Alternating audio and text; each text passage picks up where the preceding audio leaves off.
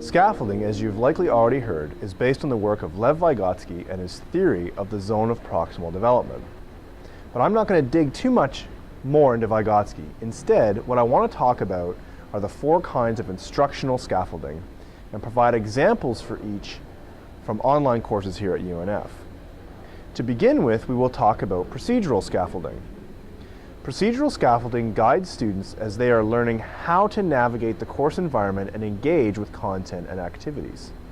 An example of a procedural scaffold from an online course would be the use of a standardized course template, a left-hand menu, or a Start Here page. As you can see, the template is pre-built with aspects of procedural scaffolding already in place. The next form of scaffolding is metacognitive scaffolding. This form of scaffolding supports learners in developing thinking skills to manage their learning. It covers the idea that learners must understand the goals and objectives of the course as they progress.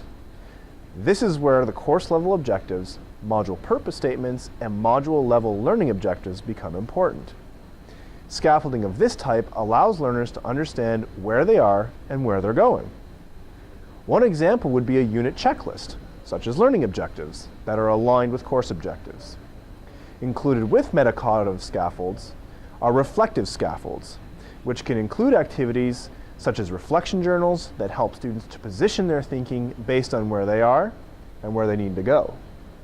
While metacognitive scaffolding allows students to understand where they need to get to, conceptual scaffolding, our third scaffold type, provides directions for what learners need to focus on while covering course content.